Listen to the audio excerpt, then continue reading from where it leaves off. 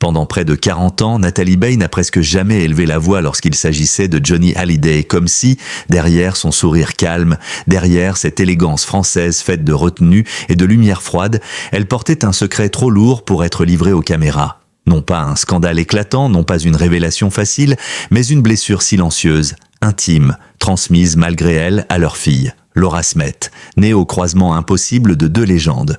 Un père devenu idole nationale, une mère devenue icône du cinéma, et condamnée, dès l'enfance, à grandir sous le regard d'un pays entier. Mais que se passe-t-il lorsqu'un enfant hérite non seulement d'un nom, d'un visage, d'une chanson écrite pour elle, mais aussi des absences, des non-dits, des séparations et des guerres d'adultes que personne n'a jamais vraiment racontées jusqu'au bout. Lorsque Johnny meurt le 5 décembre 2017, la France pleure son rocker. Pourtant, derrière les hommages, les fleurs et les images d'un deuil national, une autre histoire remonte à la surface, celle de Laura, de David, d'un testament contesté, d'une famille fracturée et d'une Natalie Baye qui sort parfois du silence, non pour se mettre en scène, mais pour défendre sa fille face à ce qu'elle considère comme des mensonges et des injustices. Alors, le véritable secret entre Natalie et Johnny était-il une faute cachée ? Une promesse jamais tenue, une vérité de couple enterrée depuis les années 1980, ou simplement cette chose plus douloureuse encore,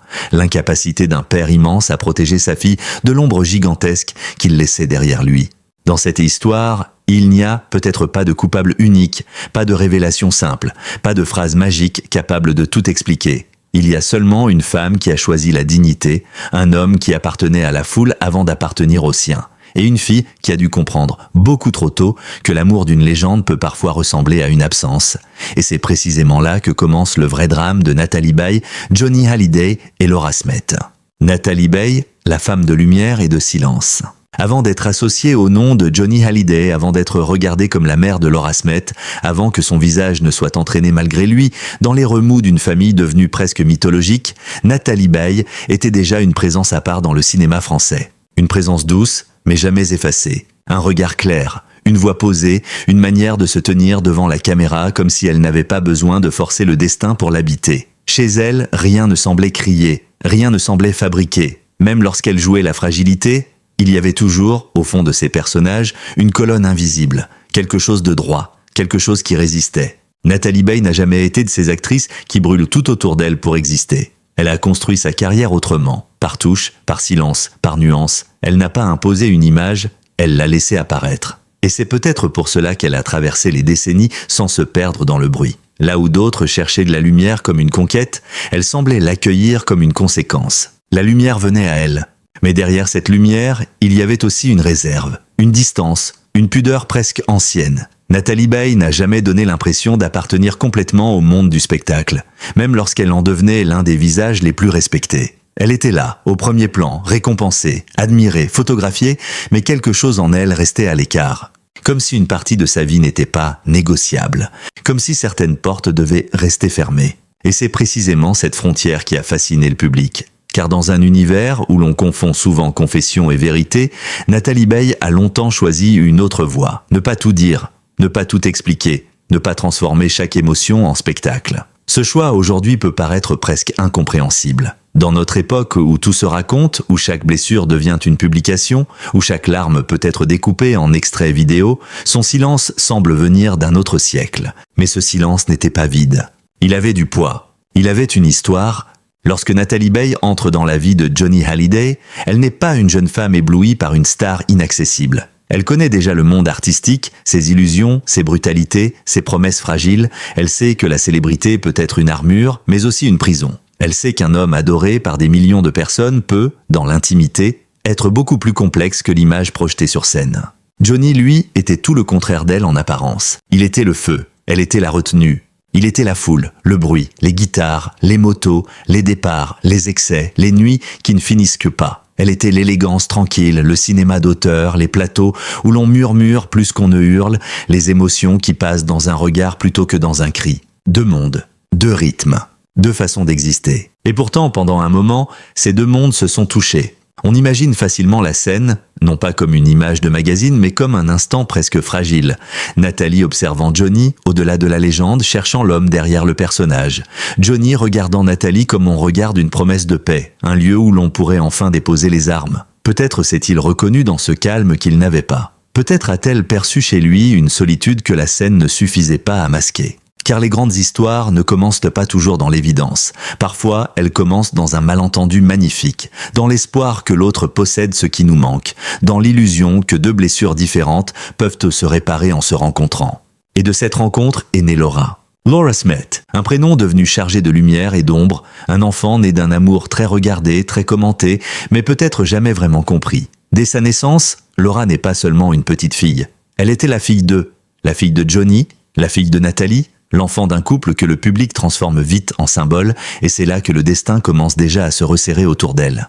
Car être l'enfant de deux artistes célèbres, ce n'est pas seulement hériter d'un nom, c'est hériter d'une scène avant même de savoir marcher. C'est être attendu, observé, comparé, c'est porter sur ses épaules des rêves qui ne sont pas les siens. C'est devenir, malgré soi, le prolongement d'une histoire d'amour que les adultes eux-mêmes n'ont pas toujours su apaiser. Natalie Bay, face à cela, semble avoir choisi la protection par la discrétion. Elle ne raconte pas tout. Elle ne livre pas sa fille. Elle ne transforme pas Johnny en accusé permanent, ni en saint intouchable. Elle garde une ligne difficile, presque impossible. Préserver la mémoire sans effacer la douleur, protéger l'enfant sans détruire le père, respecter le passé sans mentir sur ses conséquences. Mais cette posture a un prix, car le silence parfois est mal compris. On le prend pour de la froideur, pour de l'indifférence, pour du calcul.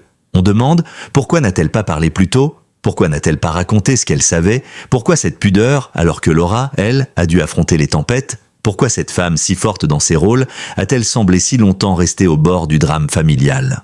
La réponse n'est peut-être pas simple.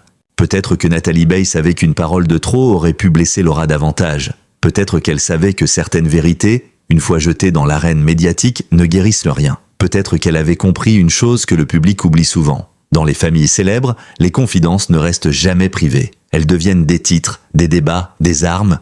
Alors elle a gardé, elle a contenu, elle a traversé les années avec cette dignité parfois incomprise des femmes qui ne veulent pas exposer leur douleur pour prouver qu'elle existe. Mais plus le temps passe, plus une question devient inévitable. Ce silence a-t-il protégé Laura ou l'a-t-il enfermée dans une histoire que personne ne voulait nommer? Car derrière l'image lumineuse de Natalie Bay, derrière les récompenses, les tournages, les interviews mesurées et les sourires maîtrisés, une autre figure se dessine peu à peu, celle d'une mère qui a vécu à côté d'un mythe, puis face aux conséquences de ce mythe. Et lorsque l'on commence à regarder cette histoire, non plus comme une romance entre deux célébrités, mais comme le premier chapitre d'un drame familial, tout change. Tout devient plus trouble, plus humain, plus douloureux. Car bientôt, Nathalie va rencontrer Johnny non plus seulement comme une femme rencontre un homme, mais comme deux univers se heurtent sans jamais parvenir à se fondre totalement l'un dans l'autre. Et c'est dans ce choc, dans cette passion entre lumière et tempête, que naîtra la question qui poursuivra Laura pendant des années. Comment grandir quand l'amour de ses parents appartient déjà à la légende? Quand Nathalie rencontre Johnny, l'amour entre deux mondes impossibles à réunir. Quand Natalie Bay rencontre Johnny Hallyday, ce n'est pas seulement une actrice qui croise un chanteur. Ce n'est pas seulement deux célébrités que le hasard place dans la même époque, sous les mêmes projecteurs, au cœur d'une France fascinée par ses idoles. C'est la rencontre de deux façons d'être au monde.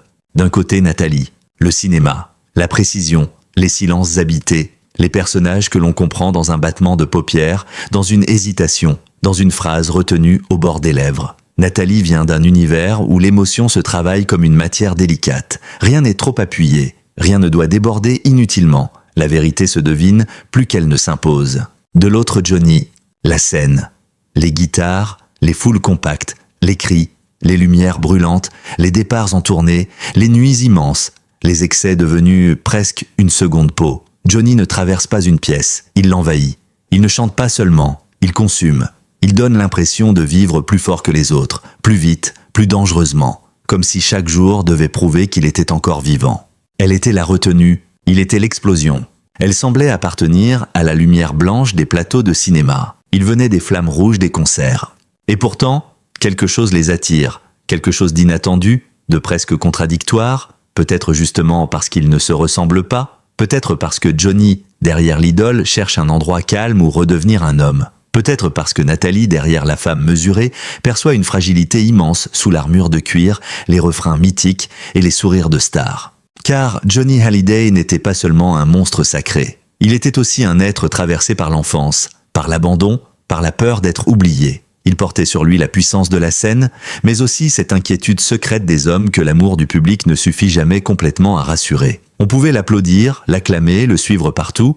Il restait, au fond, une solitude que seules quelques personnes pouvaient approcher. Nathalie a peut-être vu cela. Non pas Johnny l'affiche, non pas Johnny le monument, mais Johnny l'homme qui, une fois les lumières éteintes, devait bien rentrer quelque part avec ses failles. Et Johnny, peut-être, a vu en elle une promesse inverse, une femme qui ne cherchait pas à posséder la légende, une femme capable de lui opposer une forme de calme, une intelligence sensible, une présence qui ne criait pas pour exister. Dans le tumulte permanent de sa vie, Nathalie devait ressembler à une respiration. Mais une respiration peut-elle suffire à ralentir une tempête ? L'amour entre eux porte dès le départ une beauté fragile. Il y a la fascination, bien sûr, il y a l'attirance de deux mondes qui se regardent avec curiosité, presque avec étonnement. Il y a cette impression que chacun détient une clé que l'autre n'a jamais trouvée. Johnny apporte le vertige, l'élan, la démesure.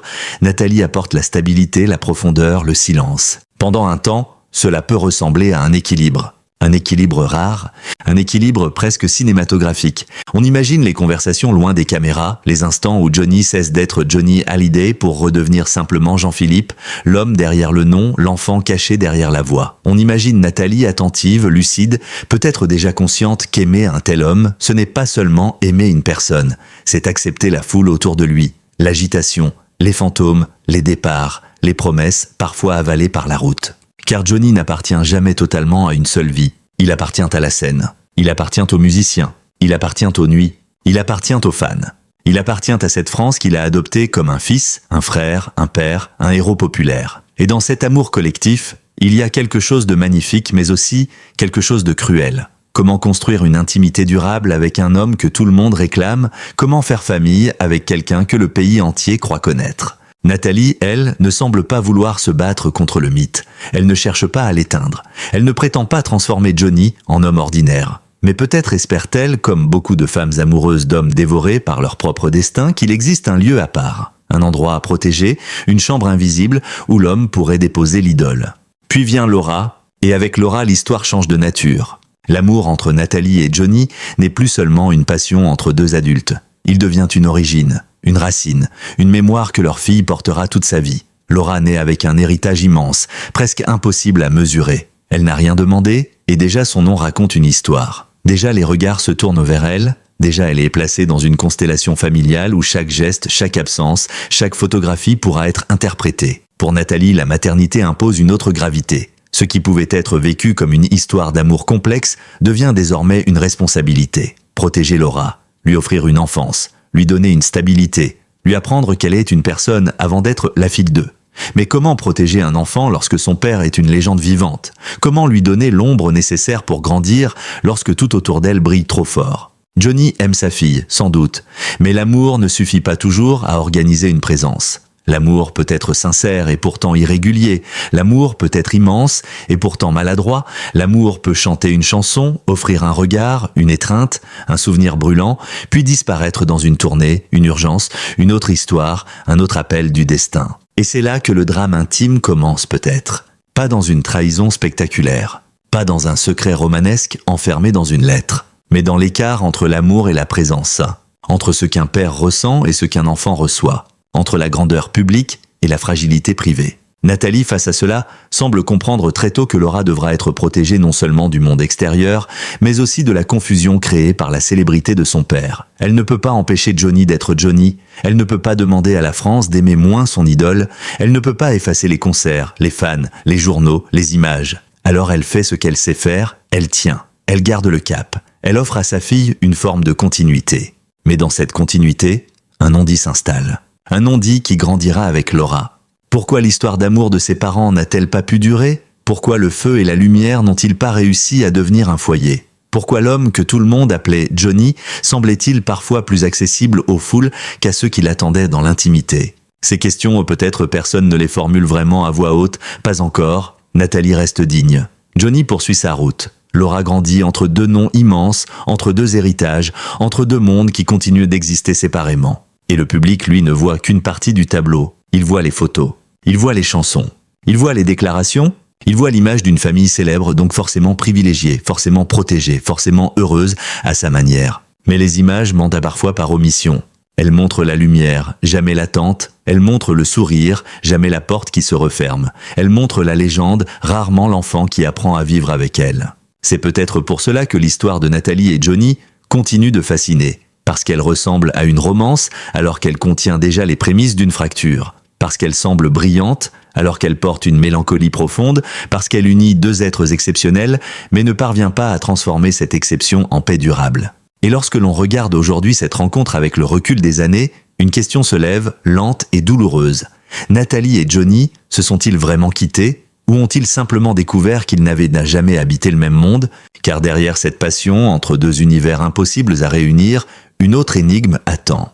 Une énigme plus délicate, plus dangereuse, plus intime. Ce que l'on appellera, peut-être trop vite, le secret avec Johnny.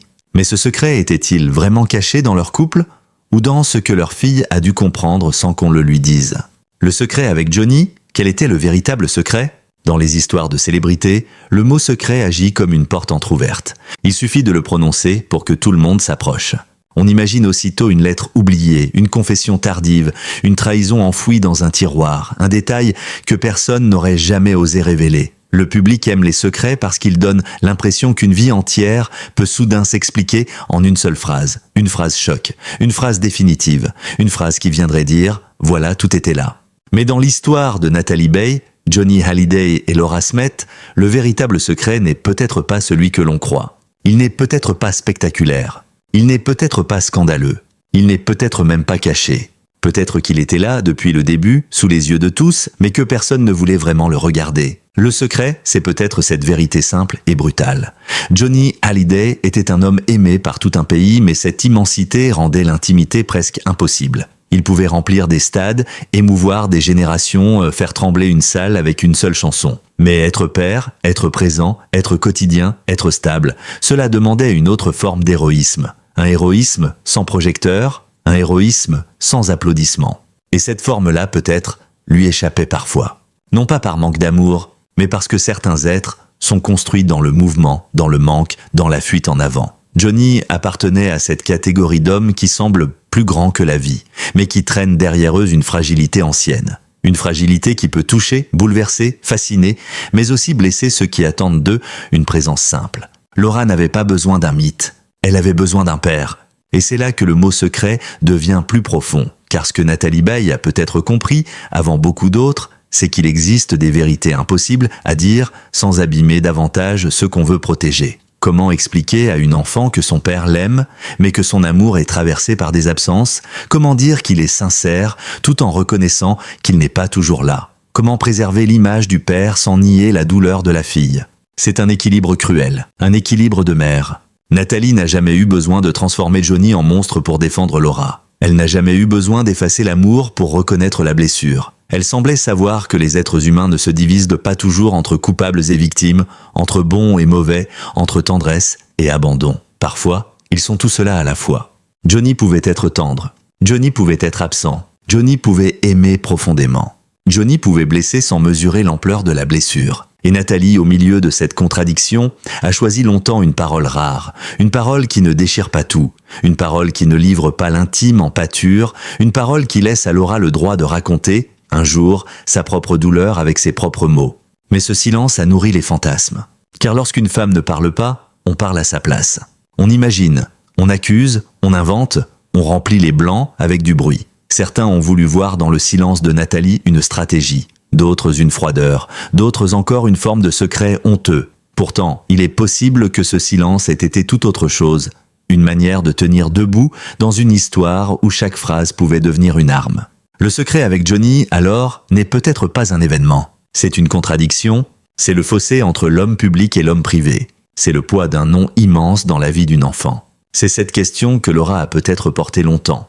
Comment peut-on être aimé par un père que le monde entier croit posséder? Après la mort de Johnny, lorsque la bataille autour de l'héritage éclate, ce secret invisible devient soudain visible. Les blessures anciennes remontent, les liens se tendent, les mots deviennent judiciaires, médiatiques, familiaux. Ce qui avait été contenu pendant des décennies sort dans la lumière froide de l'après. Et dans cette lumière, on comprend que l'héritage le plus lourd n'est pas toujours l'argent, les maisons, les droits ou les objets. L'héritage le plus lourd, parfois, c'est le sentiment d'avoir dû réclamer sa place de fille.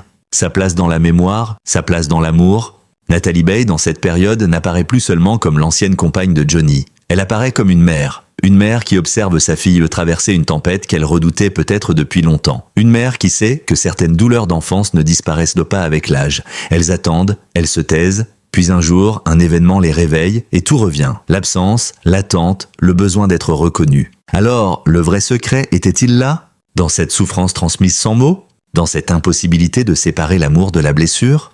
Dans cette famille où chacun aimait Johnny, mais où chacun devait aussi survivre à ce que Johnny représentait? Peut-être que Nathalie a gardé le silence non parce qu'elle ne savait rien, mais parce qu'elle savait trop bien que la vérité, une fois exposée, ne répare pas toujours les enfants. Parfois, elle les expose davantage. Et pourtant, Laura a grandi. Elle a grandi avec ce nom, avec cette histoire, avec cette lumière trop forte. Elle a grandi entre admiration et manque, entre fierté et douleur, entre héritage artistique et vertige intime. Mais que devient une enfant lorsqu'elle naît entre deux légendes et qu'elle doit ensuite apprendre à devenir elle-même? C'est là que commence le chapitre le plus fragile, celui de Laura Smet, la fille qui a grandi au milieu des géants. Laura Smet, l'enfant qui grandit entre deux légendes. Laura Smet naît avec un nom qui n'est pas seulement un nom. C'est une porte ouverte sur la lumière, mais aussi sur l'ombre. Dès ses premiers jours, elle appartient à une histoire qui la dépasse. Elle n'a encore rien choisi, rien prouvé, rien demandé, et déjà le monde la regarde comme une héritière. La fille de Johnny Hallyday, la fille de Natalie Baye, deux noms qui, séparément, pèsent déjà lourd. Ensemble, ils forment presque une légende avant même qu'elle puisse comprendre ce que ce mot signifie. Grandir ainsi, ce n'est pas seulement grandir dans une famille connue, c'est grandir dans une comparaison permanente. On observe ses traits pour y retrouver son père, on scrute son regard pour y deviner sa mère. On cherche chez elle la voix, le tempérament, la fragilité, le feu, l'élégance, comme si l'enfant devait forcément devenir la preuve vivante d'un amour passé. Comme si elle n'avait pas le droit d'être simplement Laura. Et pourtant, derrière l'image publique, il y a une petite fille. Une petite fille mais qui doit apprendre à vivre avec un père immense, mais souvent happé par sa propre trajectoire. Un père dont la voix traverse les radios, les télévisions, les stades, mais dont la présence intime n'a pas toujours la même régularité que sa présence dans le cœur du public. Pour la France, Johnny est partout. Pour Laura, cette omniprésence peut paradoxalement ressembler à une absence. C'est cruel, presque injuste. Comment expliquer cela à un enfant? Comment lui dire que son père appartient à tout le monde alors qu'elle aurait voulu parfois qu'il n'appartienne qu'à elle? Comment accepter que des inconnus parlent de lui avec une familiarité passionnée, comme s'ils le connaissaient mieux que sa propre famille? Laura grandit donc dans un paradoxe. Son père est l'un des hommes les plus visibles du pays, mais le lien père-fille, lui, reste traversé par des zones privées, des moments manqués, des attentes silencieuses. Et ces attentes-là ne font pas la une des journaux. Elles ne s'entendent pas dans les chansons. Elles se déposent ailleurs, dans les gestes, dans les silences, dans les blessures qui ne savent pas encore porter un nom. Natalie Baye, elle, devient le point fixe. La présence qui tient, la mère qui protège. Pas une mère bruyante, pas une mère qui transforme chaque difficulté en déclaration publique, mais une femme qui semble comprendre qu'un enfant né sous les projecteurs a besoin, plus que tout, d'un refuge. Laura a besoin d'une maison intérieure, d'un endroit où elle n'est pas un symbole, pas une héritière, pas la fille d'un mythe, mais une enfant avec ses peurs, ses élans, ses contradictions. Et cette mission est immense, car protéger Laura ne signifie pas l'éloigner complètement de Johnny. Cela serait impossible, et peut-être injuste. Johnny fait partie de son histoire, de son sang, de sa mémoire. Il est le père, avec tout ce que ce mot contient de beauté et de manque. Nathalie doit donc faire quelque chose de beaucoup plus difficile. Laisser une place au père sans laisser le mythe dévorer la fille. Mais le mythe, lui, est vorace. Il entre partout. Il s'invite dans les conversations, dans les articles, dans les regards. Il colle au nom. Il précède Laura avant même qu'elle arrive quelque part. Elle peut vouloir tracer sa route, devenir actrice, construire sa propre voix, sa propre sensibilité, son propre rapport au monde. Pourtant, la question revient toujours. Que reste-t-il de Johnny en elle? Que tient-elle de Nathalie? Est-elle à la hauteur de son héritage? À la hauteur, comme si l'amour familial était un examen.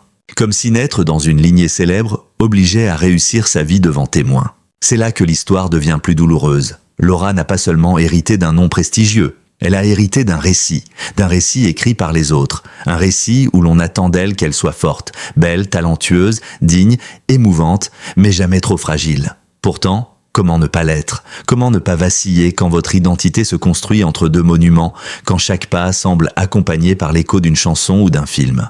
On imagine Laura adolescente, puis jeune femme cherchant sa place, pas celle que les journaux lui donnent. Pas celle que les fans projettent sur elle. Sa place à elle. Une place fragile, parfois instable, mais vraie. Elle entre à son tour dans le monde artistique comme si l'art était à la fois un héritage et une manière d'échapper à l'héritage. Jouer, c'est peut-être devenir autre chose, c'est peut-être quitter, le temps d'un rôle, l'étiquette de fil 2. C'est peut-être prendre la parole sans avoir à tout expliquer. Mais peut-on vraiment échapper à un nom? Peut-on vraiment s'inventer quand le public vous a déjà raconté avant vous? Laura avance avec cette question invisible sur les épaules. Elle connaît la tendresse, la fierté, l'admiration. Elle connaît aussi les failles, les moments où l'on se demande si l'on est aimé pour soi ou regardé pour ce que l'on représente. Les moments où l'on voudrait seulement être une femme sans être en permanence ramené à l'enfant de deux figures nationales. Et puis il y a Johnny, toujours Johnny. Même lorsqu'il n'est pas là, il est là. Dans le nom, dans les archives, dans les chansons, dans les souvenirs, dans l'immense affection populaire qui entoure sa légende. Pour Laura, aimer son père signifie peut-être accepter une forme de partage impossible. Elle doit partager Johnny avec la France entière. Et après sa mort, cette France entière aura son deuil, ses images, ses hommages. Mais elle, que lui restera-t-il? Une fille ne pleure pas une légende comme un public la pleure. Elle ne pleure pas une voix, une affiche, une époque. Elle pleure un père. Un père avec ses absences, ses maladresses, ses moments de tendresse, ses promesses, ses silences. Elle pleure l'homme réel, pas seulement l'icône. Et c'est peut-être là que tout se complique. Car lorsque Johnny disparaît, Laura ne perd pas seulement son père. Elle se retrouve face à tout ce qui n'a jamais été réglé. Les questions anciennes remontent. Les blessures que l'on croyait maîtriser se réveillent. Ce qui appartenait à l'intime devient soudain public, juridique, médiatique. Et Nathalie, qui avait longtemps choisi la discrétion, voit sa fille entrer dans une nouvelle bataille. Une bataille non plus pour comprendre son père, mais pour être reconnue dans son histoire. Alors une question se pose, plus sombre encore. Après avoir grandi entre deux légendes, Laura devra-t-elle maintenant se battre contre l'ombre de l'une d'elles? Après la mort de Johnny, quand les anciennes fissures éclatent, la mort de Johnny Hallyday n'a pas seulement fermé la vie d'un chanteur. Elle a ouvert une autre scène. Une scène plus froide, plus silencieuse, plus douloureuse encore que les projecteurs d'un concert. Une scène où il n'y avait plus de guitare, plus de rappel, plus de foule chantant à l'unisson. Il n'y avait plus qu'une famille face à ce que la mort laisse derrière elle. Les souvenirs, les regrets, les objets, les mots non prononcés.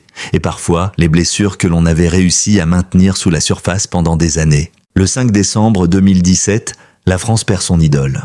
Les images tournent en boucle, les chansons reviennent comme des prières populaires, les fans déposent des fleurs, les plateaux de télévision se remplissent de témoignages, d'anciens amis, de musiciens, de proches, de visages bouleversés. Johnny n'est plus seulement un homme disparu, il devient immédiatement une mémoire nationale. Un monument, une légende figée. Mais pour Laura Smet, ce deuil ne ressemble pas à celui du public. Le public pleure une voix, Laura pleure un père. Et cette différence change tout, car un public peut idéaliser. Un public peut transformer une vie compliquée en grande fresque héroïque. Un public peut ne retenir que les refrains, les costumes, les larmes sur scène, les dernières se tourner, les gestes grandioses, mais une fille, elle, ne peut pas faire aussi simple. Elle se souvient autrement. Elle porte les moments de présence, mais aussi les absences. Elle porte les éclats de tendresse, mais aussi les manques. Elle porte l'amour, oui, mais un amour mêlé à des questions que la mort rend soudain impossibles à poser. Lorsque quelqu'un disparaît, tout ce qu'on n'a pas pu dire devient plus lourd. Et dans l'histoire de Laura, ce poids devient presque visible. Ce qui aurait pu rester un deuil intime bascule peu à peu dans une affaire publique. Le testament, l'héritage, la place des enfants aînés, la reconnaissance symbolique et familiale, tout remonte, tout se tend. Tout se transforme en mots d'avocat, en communiqué, en réaction médiatique. Ce qui appartenait à la douleur privée entre dans la lumière brutale des journaux. Et là, quelque chose se brise. Ou plutôt, quelque chose qui était déjà fissuré devient impossible à cacher. Les anciennes fractures, longtemps recouvertes par le silence, par l'affection, par le respect du mythe, apparaissent au grand jour. Il ne s'agit plus seulement d'argent, même si beaucoup voudront réduire l'affaire à cela. Il ne s'agit pas seulement de biens, de maisons, de droits ou de comptes, non. Derrière la bataille matérielle se cache une question plus profonde, plus intime, presque enfantine dans sa pureté. Ai-je compté? Ai-je eu ma place? Ai-je été reconnu? Ai-je été aimé non pas comme une image, non pas comme un souvenir, non pas comme la fille d'une époque passée, mais comme une enfant réelle, vivante, blessée, présente? C'est cette question qui rend l'affaire si bouleversante. Parce que dans les familles, les héritages ne parlent jamais seulement de patrimoine. Ils parlent de mémoire, ils parlent d'ordre affectif. Ils disent, ou semblent dire, qui a été placé au centre et qui a été laissé au bord. Même lorsque les documents sont juridiques, les blessures, elles, sont émotionnelles. Laura ne se bat pas seulement contre des lignes écrites, elle se bat contre une impression. L'impression d'être reléguée. L'impression qu'après avoir dû partager son père avec la France entière de son vivant, elle doit encore se battre pour ne pas être effacée de son histoire après sa mort. Et Nathalie Baye, dans ce moment-là, ne peut plus rester complètement en retrait. Elle qui avait souvent choisi la pudeur, la distance, la réserve, se retrouve face à une douleur trop grande pour être simplement observée. Car il ne s'agit plus seulement de Johnny, il ne s'agit plus seulement d'un amour ancien, il s'agit de Laura, de sa fille, de cet enfant devenu femme mais qui, devant certaines injustices ressenties, redevient peut-être intérieurement la petite fille et qui attendait une preuve, une parole, une place claire dans le cœur de son père. Alors Nathalie apparaît autrement, non plus seulement comme l'actrice lumineuse et discrète, non plus seulement comme l'ancienne compagne de Johnny, mais comme une mère. Et une mère, parfois, accepte de rompre une partie de son silence lorsque l'enfant qu'elle a voulu protéger se retrouve exposé à la violence du monde. Elle ne crie pas forcément, elle ne cherche pas nécessairement le scandale, mais elle pose une limite. Elle dit à sa manière « assez ». Assez de récits réécrits, assez d'images trop propres, assez de versions où la souffrance des enfants serait réduite à un caprice. Car ce que vit Laura dans l'après-Johnny n'est pas un simple conflit familial. C'est un retour brutal de tout ce qui n'avait jamais été apaisé. La mort agit comme un révélateur. Elle ne crée pas toujours les blessures, elle les éclaire, elle les rend visibles. Elle oblige chacun à regarder ce qui, jusque-là, pouvait rester dans les marges. Pendant des années, le nom de Johnny avait peut-être permis de maintenir une forme d'équilibre fragile. Tant qu'il était vivant, il existait encore une possibilité. Une conversation, un geste, une réparation, un moment de vérité. Même tardive, même imparfaite, même incomplète. Mais quand la mort arrive, cette possibilité disparaît. Et ce qui reste, ce sont les traces, les papiers, les souvenirs, les témoignages, les silences, les gestes des vivants. C'est pour cela que l'après-Johnny devient si violent symboliquement. Parce qu'il ne s'agit plus de corriger le passé avec celui qui l'a vécu. Il s'agit de se battre autour de son absence. Et se battre avec une absence, c'est toujours se battre contre un mur. Laura, dans cette période, semble porter une douleur ancienne sous une forme nouvelle. La question n'est plus seulement « Quel père a été Johnny pour moi ?» La question devient « Quelle place me laisse-t-on dans sa mémoire ?» Et cette nuance change tout. Car être exclu d'un document, d'un récit ou d'une décision peut réveiller une exclusion plus ancienne, plus intime, plus profonde. Nathalie, elle, voit cela. Elle voit que la blessure juridique touche une blessure d'enfance. Elle voit que le débat public risque de simplifier ce qui est infiniment complexe. Elle voit que Laura n'est pas seulement en colère, elle est atteinte dans quelque chose de fondamental. Alors son silence de 40 ans change de couleur. Avant, il pouvait ressembler à de la pudeur. Maintenant, il ressemble aussi à une retenue menacée. Comme si Nathalie avait longtemps gardé les portes fermées pour éviter que la douleur ne sorte, mais qu'un événement extérieur les avait soudain forcées à s'ouvrir. Et derrière ces portes, il n'y avait pas un scandale simple. Il y avait une mère, une fille, un père disparu, et toute une vie d'attentes impossibles à réparer. Le public lui regarde. Il juge. Il choisit parfois son camp. Certains défendent la légende coûte que coûte. D'autres écoutent la douleur des enfants. D'autres encore veulent réduire cette histoire à une guerre d'argent parce qu'il est plus facile de parler de patrimoine que d'abandon, de filiation, de reconnaissance et de manque. Mais au cœur du tumulte, une vérité demeure. La mort de Johnny n'a pas seulement révélé une bataille d'héritage, elle a révélé une bataille pour la mémoire. Et dans cette bataille, Nathalie Baye se tient à un endroit presque impossible. Entre le respect d'un homme qu'elle a aimé, la lucidité sur ce qu'il a pu laisser derrière lui, et la protection d'une fille qui cherche encore à savoir comment aimer un père absent sans s'effacer elle-même. Alors une question devient inévitable.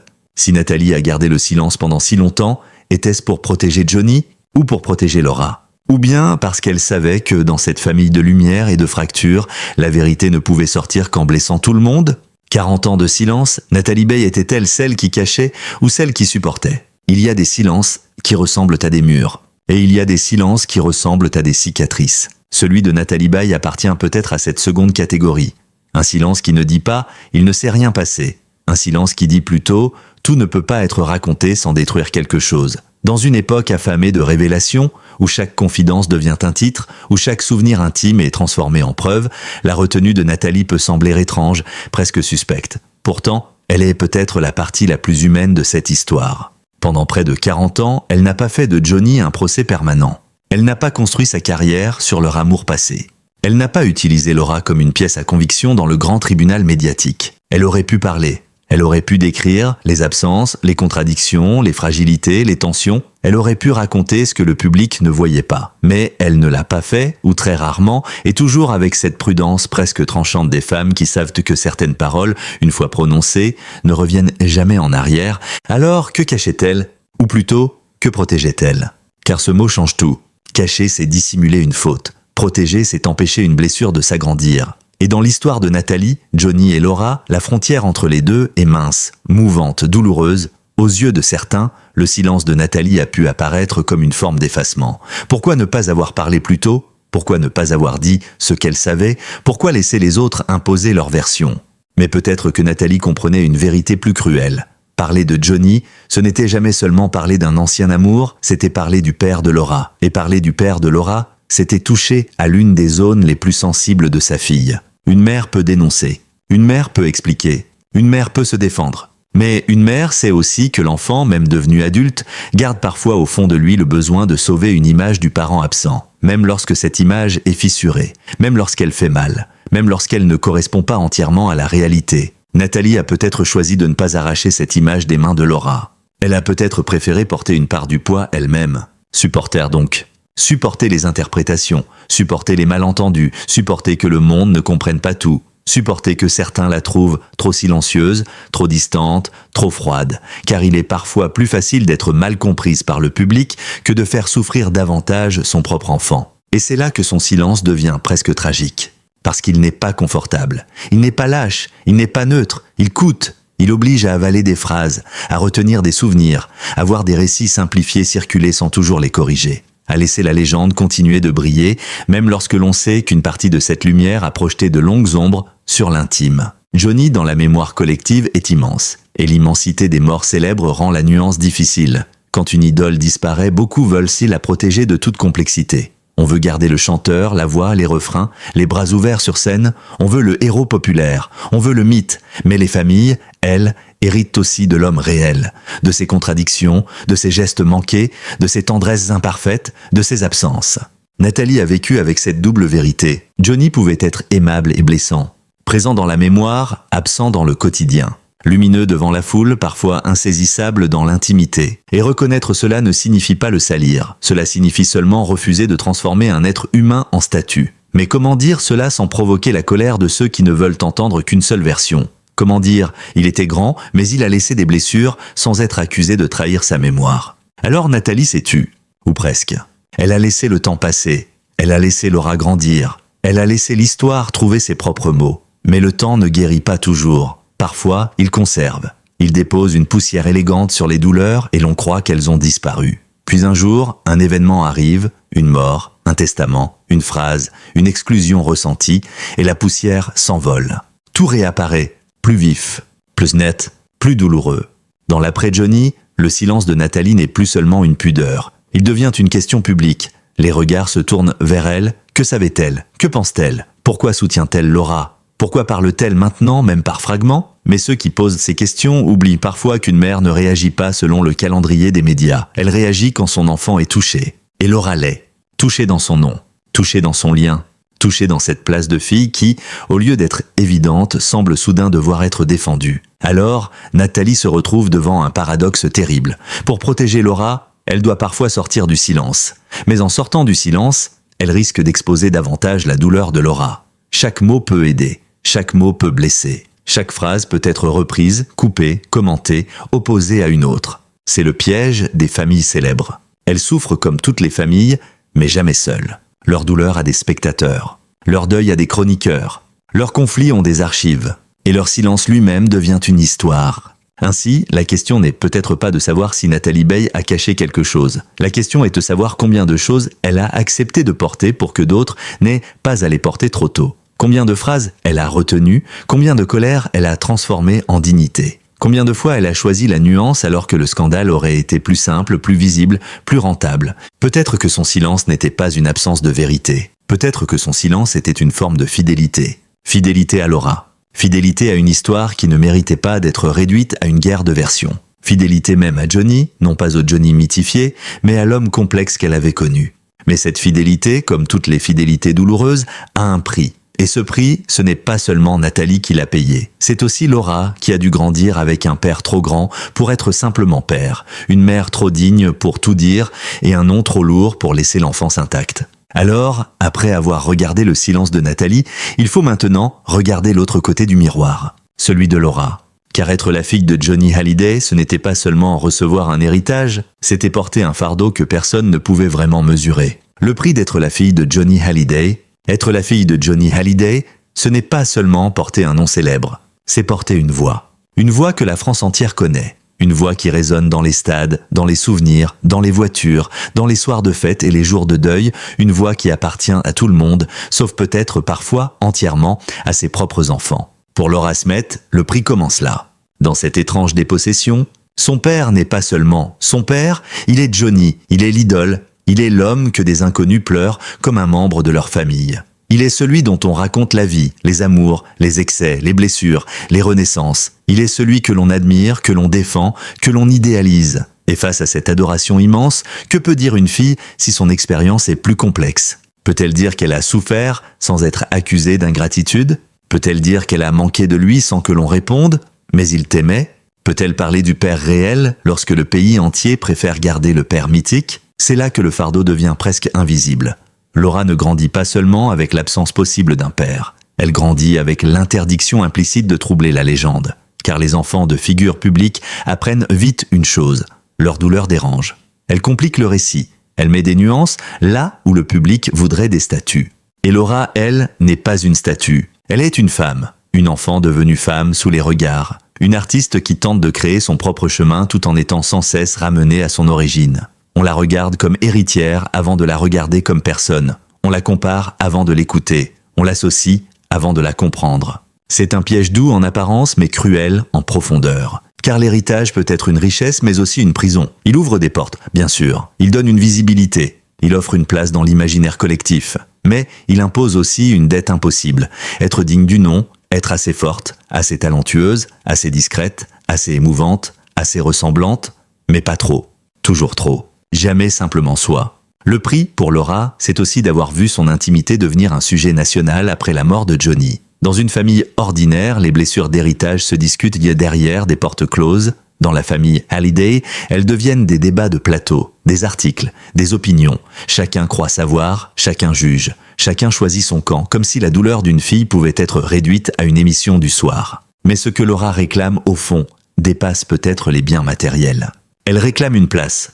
Une reconnaissance, une preuve symbolique qu'elle n'a pas été seulement un chapitre ancien dans la vie d'un père devenu légende, mais une fille entière, légitime, irremplaçable. Et cette demande, dans sa simplicité, touche quelque chose d'universel. Car derrière les millions, les maisons, les chansons et les avocats, il y a une question que n'importe quel enfant pourrait poser. Est-ce que j'ai compté pour toi? Cette question-là ne disparaît pas avec l'âge. Elle peut dormir pendant des années, cachée sous la fierté, sous le travail, sous le sourire, sous la volonté d'avancer. Mais elle attend son moment, et lorsque la mort vient fermer définitivement la porte du dialogue, elle revient plus forte, plus nue, plus déchirante. Laura a dû vivre avec cela. Aimer un père immense, tout en portant les manques laissés par cet immense père. Admirer la légende tout en survivant à son ombre. Être fier du nom Hallyday, tout en cherchant désespérément un espace où ce nom ne l'écrase pas. Et Nathalie Baye, dans cette histoire, regarde sa fille payer ce prix. Le prix de la lumière, le prix du sang, le prix de l'héritage. Mais une autre question se profile maintenant, plus intime encore, dans ce triangle formé par Nathalie, Johnny et Laura, qui a vraiment manqué à qui? Et qui, jusqu'au bout, a essayé d'aimer sans savoir réparer? Nathalie, Johnny et Laura, le triangle de l'amour, de l'absence et de la mémoire. Dans certaines familles, il y a 3 personnes, mais une 4e présence invisible occupe toute la pièce. Ici, cette présence s'appelle la mémoire. Nathalie, Johnny et Laura ne forment pas seulement une famille au sens classique du mot. Ils forment un triangle fragile fait d'amour, d'absence, de souvenirs et de silence. Un triangle où chacun porte une vérité différente. Nathalie porte la vérité de la mère. Johnny porte celle du mythe et de l'homme insaisissable. Laura porte celle de l'enfant, c'est-à-dire la plus simple en apparence, mais souvent la plus douloureuse. Car l'enfant ne demande pas une biographie, il demande une présence. L'enfant ne demande pas que son père soit une légende. Il demande qu'il soit là. Et dans cette histoire, le drame vient peut-être de cette distance entre les rôles publics et les besoins intimes. Johnny, pouvait être immense sur scène, bouleversant devant des milliers de personnes, capable de transformer une chanson en confession collective. Mais dans l'espace familial, l'immensité ne suffit pas. Un enfant ne grandit pas avec des applaudissements. Il grandit avec des gestes répétés, des habitudes, des retours, des preuves simples. Nathalie, elle, semble avoir compris cette différence très tôt. Elle ne pouvait pas donner à Laura un père plus présent que Johnny ne pouvait l'être. Elle ne pouvait pas effacer la route, les tournées, les amours successives, la vie éclatée d'un homme que tout appelait sans cesse vers l'extérieur. Alors elle a offert autre chose, la stabilité, la discrétion, une forme de protection contre le vertige. Elle allait été le rivage. Johnny était la vague. Et Laura, entre les deux, a appris à aimer la mer tout en craignant parfois d'être emportée par elle. Ce triangle n'est pas fait de haine. Ce serait trop simple, trop brutal, trop faux. Il est fait d'amour inachevé, d'amour réel mais mal distribué, d'amour sincère mais parfois insuffisant. Il y a des familles où l'on s'aime et pourtant l'on se blesse. Non parce que l'amour manque totalement, mais parce qu'il arrive trop tard, trop rarement, trop maladroitement. Johnny a sans doute aimé Laura. Mais Laura a peut-être eu besoin d'un amour plus quotidien que celui qu'un homme comme Johnny savait donner. Et Nathalie a peut-être passé des années à tenir ensemble ces deux vérités contradictoires. Ne pas nier l'amour du père, ne pas nier la douleur de la fille. C'est une position terrible. Car dès qu'elle parle, elle risque de blesser la mémoire de Johnny. Dès qu'elle se tait, elle risque de laisser Laura seule avec ses questions. Alors, elle avance sur une ligne étroite, presque invisible. Elle laisse la légende vivre, mais elle protège la femme que Laura devient. Elle respecte le passé, mais elle ne veut pas que le passé avale l'avenir de sa fille. Elle garde la dignité, mais cette dignité n'est pas de la froideur. C'est peut-être le dernier rempart contre l'effondrement. La mémoire, dans cette famille, n'est jamais neutre. Pour les fans, Johnny reste une voix, une énergie, une jeunesse éternelle, une émotion populaire. Pour Nathalie, il reste aussi un homme connu dans l'intimité, avec ses failles et ses contradictions. Pour Laura, il reste le père, c'est-à-dire une figure impossible à réduire. Ni saint, ni coupable absolu, ni simple souvenir public. Un père. Avec ce que ce mot contient de lumière et de manque. Et c'est là que l'histoire devient universelle. Parce que derrière les noms célèbres, derrière les caméras, derrière les héritages, il y a une question que beaucoup d'enfants portent en silence. Comment aimer quelqu'un qui nous a blessés? Comment honorer un parent disparu sans effacer ce qu'il n'a pas su donner? Comment garder les souvenirs heureux sans trahir la douleur des jours vides? Laura se trouve peut-être au centre exact de cette contradiction. Elle doit aimer Johnny sans disparaître derrière lui. Elle doit être la fille de Nathalie sans être seulement protégée par elle. Elle doit recevoir un héritage sans se laisser enfermer par lui. Et dans ce combat, la mémoire devient à la fois un refuge et une prison. Elle console, parce qu'elle garde les traces. Mais elle enferme, parce qu'elle répète sans cesse ce qui n'a pas été réparé. Nathalie, Johnny et Laura, 3 noms, 3 blessures, 3 formes d'amour. La mère qui garde, le père qui brûle. La fille qui cherche sa place entre les cendres et la lumière. Mais si Nathalie a si longtemps choisi le silence, une question demeure, plus troublante encore. Ce silence était-il une faute, un instinct maternel, ou la dernière forme de dignité possible face à une histoire que personne ne pouvait vraiment sauver? Le silence de Nathalie, faute, instinct ou dignité? Le silence de Nathalie Baye a toujours eu quelque chose de déroutant. Il ne ressemblait pas au silence des personnes indifférentes. Il ne semblait pas non plus être le silence d'une femme qui aurait tourné la page avec froideur, comme on ferme un vieux dossier avant de passer à autre chose. Non.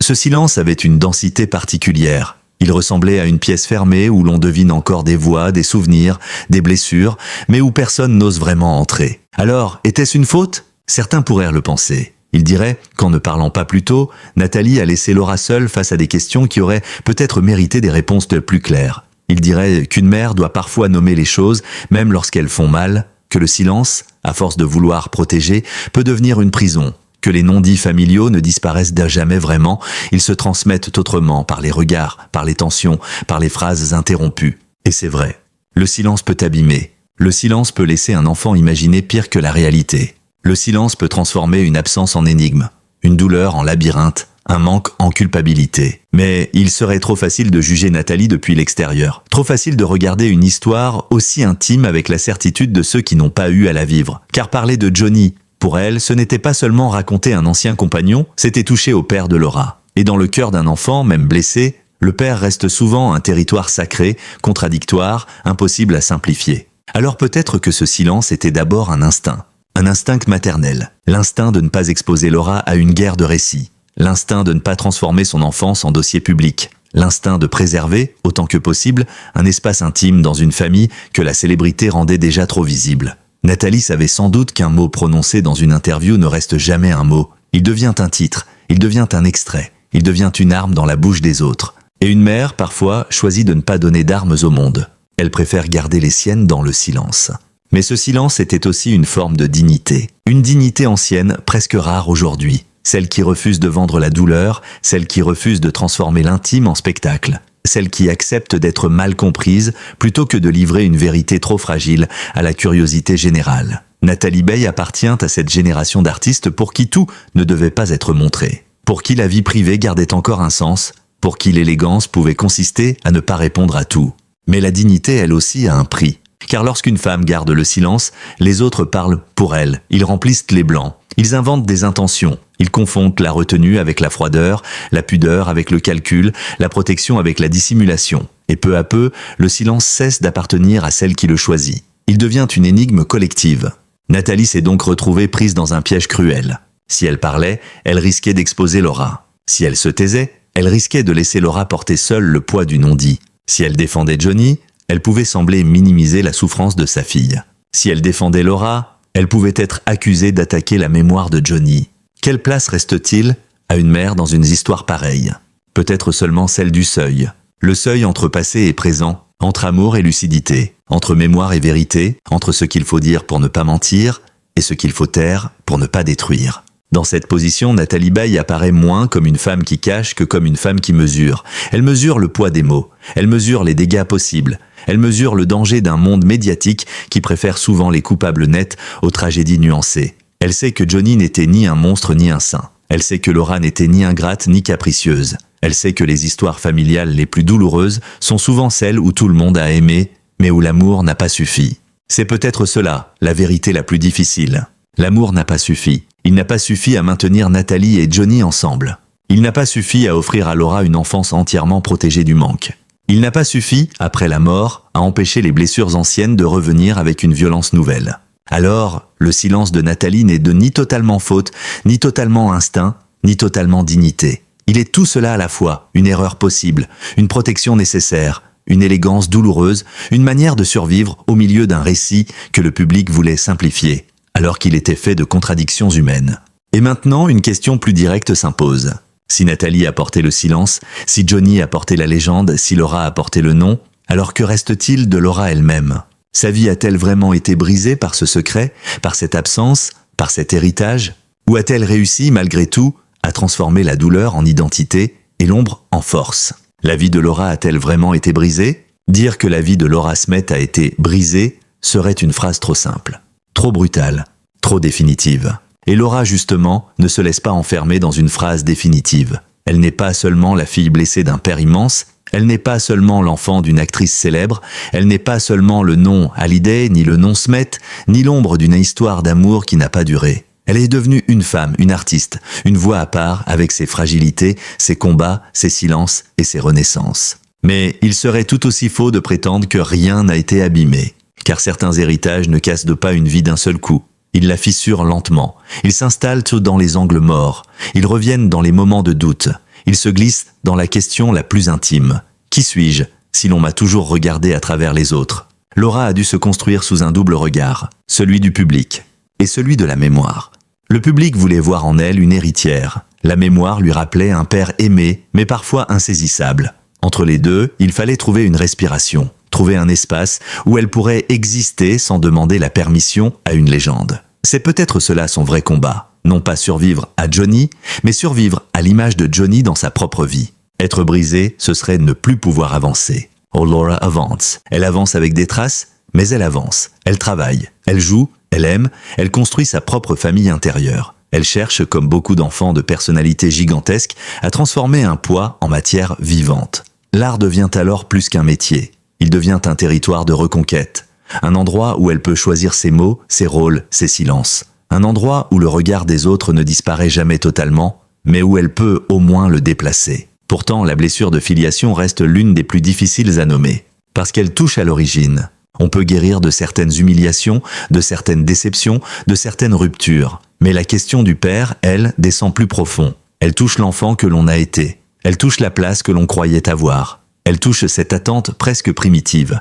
Être reconnu, être choisi, être gardé dans le cœur de celui dont on porte le sang. Et quand cette reconnaissance semble manquer, ou quand elle devient incertaine, même à travers un document, un héritage ou une décision après la mort, la douleur peut devenir immense. Non parce qu'il s'agit seulement d'argent, mais parce qu'il s'agit d'existence.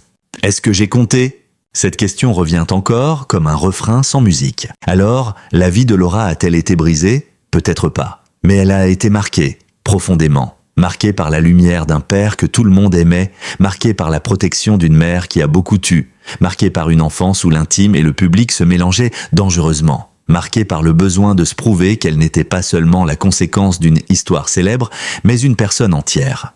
Et c'est là que Laura devient plus forte que le récit qu'on voudrait lui imposer. Car une vie marquée n'est pas forcément une vie détruite. Une vie blessée peut encore créer. Une vie fissurée peut encore aimer. Une vie traversée par l'absence peut encore inventer sa propre présence.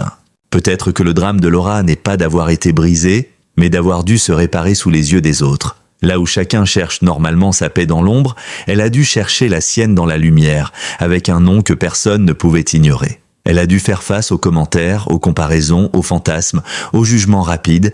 Elle a dû apprendre à se tenir debout dans un décor qui avait été construit avant elle. Et dans ce décor, Nathalie Baye reste une figure essentielle. Non parce qu'elle aurait tout expliqué, non parce qu'elle aurait tout réparé, mais parce qu'elle a représenté une continuité, une présence, une forme de calme dans le chaos. Elle n'a peut-être pas pu empêcher Laura de souffrir du manque de Johnny, mais elle a pu lui offrir une autre vérité, celle d'une mère qui reste, qui observe, qui soutient, qui ne transforme pas la douleur en marchandise. C'est peut-être cette présence maternelle qui a empêché la fissure de devenir effondrement, car Laura n'a pas grandi seulement avec l'ombre d'un père. Elle a grandi aussi avec la force silencieuse d'une mère qui, à sa manière, lui a appris que l'on peut traverser les tempêtes sans perdre sa dignité, que l'on peut être blessé sans devenir amer, que l'on peut porter un nom célèbre sans renoncer à son propre visage. Alors non, peut-être que la vie de Laura Smet n'a pas été brisée. Elle a été traversée par la célébrité, traversée par l'absence, traversée par la mémoire, traversée par le besoin de reconnaissance. Mais traverser, ce n'est pas disparaître. Traverser, c'est continuer malgré le poids. C'est marcher avec les cicatrices. C'est accepter que certaines questions ne recevront jamais de réponse parfaite, mais refuser qu'elles dictent toute la suite de l'histoire. Et justement, la suite ramène à Nathalie. Car si Laura n'est pas seulement une victime, si Johnny n'est pas seulement une légende coupable, si cette famille ne peut pas être réduite à une fracture simple, alors il faut poser la dernière grande question. Après toutes ces années, après tous ces silences, après toutes ces douleurs, pourquoi Nathalie Baye a-t-elle vraiment choisi de se taire ? Après tout, pourquoi Nathalie Baye est-elle restée silencieuse ? Après tout, pourquoi Nathalie Baye s'est-elle tue ? Pourquoi cette femme qui savait manier les mots, les regards, les nuances, a-t-elle si souvent choisi la réserve lorsqu'il s'agissait de Johnny Hallyday, de leur histoire, de Laura, de ce que l'amour laisse derrière lui, quand il ne parvient pas à devenir une famille durable ? La réponse peut-être ne tient pas dans un seul mot. Elle tient dans une vie entière. Nathalie Baye n'a jamais semblé vouloir transformer son passé en tribunal. Elle aurait pu le faire. Elle aurait pu raconter, dénoncer, expliquer, imposer sa version. Elle aurait pu occuper les plateaux, répondre aux rumeurs, corriger les récits, ouvrir les tiroirs de la mémoire et dire « Voilà ce que vous ne savez pas. Voilà ce qui s'est vraiment passé. Voilà ce que Johnny était loin des projecteurs. » Mais elle ne l'a pas fait, ou seulement par fragments. Parce qu'elle savait peut-être que certaines vérités, lorsqu'elles touchent à un père, à une fille, à une blessure d'enfance, ne deviennent pas plus justes parce qu'elles sont criées plus fort. Elles deviennent seulement plus exposée. Et l'exposition dans une famille déjà dévorée par la célébrité peut être une seconde violence. Nathalie s'est tue, peut-être parce qu'elle connaissait le prix du bruit. Elle savait que chaque phrase sur Johnny ne serait jamais entendue comme une simple phrase. Elle serait découpée, commentée, opposée à une autre, utilisée pour défendre une mémoire ou pour l'attaquer. Dans ce genre d'histoire, les mots ne restent jamais neutres. Ils deviennent des preuves, des projectiles, des armes de guerre. Alors, elle a choisi le contraire. La retenue, la nuance. La porte entr'ouverte, jamais totalement ouverte, mais ce silence n'était pas nécessairement une paix. Il pouvait être une lutte intérieure. Car se taire, ce n'est pas toujours se reposer. Parfois, c'est porter plus lourd. C'est garder en soi des souvenirs que d'autres réclament. C'est laisser circuler des versions imparfaites sans toujours les corriger. C'est accepter que le public ne comprenne pas tout, parce que tout comprendre exigerait d'exposer ce qu'on veut protéger. Et au centre de cette protection, il y avait Laura. Toujours Laura. Nathalie a peut-être compris que Laura devait un jour pouvoir raconter sa propre histoire, avec ses mots à elle, qu'une mère, même aimante, ne doit pas confisquer la douleur de son enfant en parlant trop à sa place. Elle peut accompagner, elle peut soutenir, elle peut défendre quand il le faut. Mais elle ne peut pas devenir la voix unique d'une blessure qui appartient d'abord à celle qui l'a vécue comme fille. Alors Nathalie a laissé de l'espace. Un espace imparfait sans doute, un espace parfois trop silencieux. Mais un espace où Laura pouvait exister autrement que comme personnage secondaire du grand récit Johnny Hallyday, et puis il y avait Johnny lui-même. L'homme, pas seulement la légende. Nathalie l'a connu dans une période intime, fragile, réelle. Elle a vu ce que le public ne voyait pas toujours. Peut-être la tendresse, peut-être les maladresses, peut-être les failles, peut-être cette solitude profonde qui accompagne les êtres trop aimés. Et lorsqu'on a aimé quelqu'un, même si l'histoire s'est terminée, même si elle a laissé des traces douloureuses, on ne parle pas de lui comme on parlerait d'un dossier fermé. On parle avec des précautions, ou l'on ne parle pas, non pour excuser tout, mais pour ne pas réduire. Car réduire Johnny à ses absences serait aussi injuste que réduire Laura à ses blessures ou Nathalie à son silence. Cette histoire tient justement dans l'impossibilité de choisir une version simple. Johnny a aimé, mais il a manqué. Nathalie a protégé, mais son silence a pesé. Laura a souffert, mais elle a continué. Rien n'est pur, rien n'est entièrement noir, rien n'est entièrement lumineux. C'est peut-être cela que Nathalie Baye a toujours su. Que la vérité familiale n'est pas une phrase de couverture. C'est une matière mouvante, contradictoire, intime, presque impossible à raconter sans perdre une partie de sa justesse. Alors, elle s'est tue par pudeur, par instinct, par amour, par fatigue aussi peut-être, car il y a une fatigue particulière à vivre près d'un mythe, une fatigue à voir son histoire personnelle appartenir aux autres, une fatigue à devoir supporter les interprétations, les projections, les curiosités, une fatigue à savoir que, quoi que l'on dise, ce ne sera jamais assez nuancé pour ceux qui veulent du scandale, ni assez respectueux pour ceux qui veulent une légende intacte. Le silence devient alors un refuge, mais un refuge fragile. Parce qu'un jour, la douleur frappe plus fort que la prudence. Et lorsque Laura se retrouve au cœur de la tempête après la mort de Johnny, le silence de Nathalie change de fonction. Il ne peut plus seulement protéger le passé. Il doit aussi protéger le présent. La mère discrète doit accepter parfois de se rendre visible. Non pour régler ses comptes, non pour se venger, mais pour rappeler que derrière les noms célèbres, il y a des êtres humains. Une fille, une mère, un père disparu. Et des blessures que les hommages officiels ne peuvent pas effacer. Alors, après tout, pourquoi Nathalie Baye est-elle restée silencieuse ? Peut-être parce qu'elle savait que le plus grand secret n'était pas un secret de couple. Ce n'était pas une révélation sensationnelle. Ce n'était pas une vérité cachée dans une nuit lointaine. Le plus grand secret, c'était la douleur d'une enfant devenue femme, obligée de chercher sa place dans la mémoire d'un père que le monde entier revendiquait. Et ce secret-là, Nathalie ne pouvait ni le crier ni le confisquer. Elle ne pouvait que l'approcher avec prudence, le protéger autant que possible, et attendre que Laura trouve, au milieu du bruit, sa propre manière de dire « j'existe ». Mais au bout de ce chemin, une dernière vérité attend encore. Peut-être la plus simple, peut-être la plus bouleversante. Dans cette histoire, le secret le plus profond n'a jamais été celui des adultes, c'était le chagrin silencieux d'une fille. Au bout de cette histoire, il ne reste peut-être pas une révélation spectaculaire, pas une phrase cachée, pas un dossier oublié, pas un secret capable de tout expliquer d'un seul coup. Il reste quelque chose de plus simple, et pour cette raison, de plus bouleversant, la douleur d'un enfant qui a grandi entre deux légendes, dans une lumière si forte qu'elle pouvait parfois ressembler à une ombre. Nathalie Baye a gardé le silence, peut-être par pudeur, par amour, par instinct de maternelle.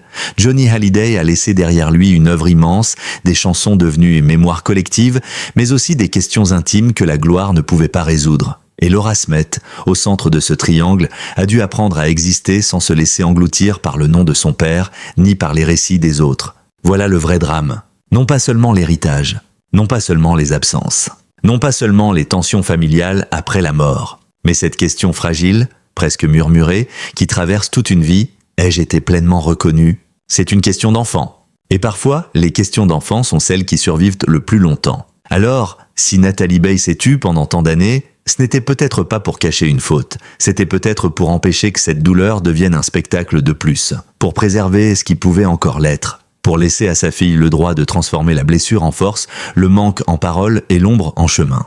Car le plus grand secret de cette histoire n'est pas ce que Johnny aurait dit ou tu. Ce n'est pas ce que Nathalie aurait gardé pour elle. Le plus grand secret, c'est qu'un enfant peut aimer profondément un parent tout en souffrant de ce qu'il n'a pas reçu. Et cette vérité-là, aucune légende ne peut l'effacer. Si vous avez été touché par cette histoire, partagez votre avis en commentaire, Selon vous, le silence protège-t-il toujours ceux qu'on aime ou finit-il parfois par les blesser davantage? Merci d'avoir suivi ce récit jusqu'au bout et n'oubliez pas de vous abonner pour découvrir d'autres histoires humaines, intimes et bouleversantes.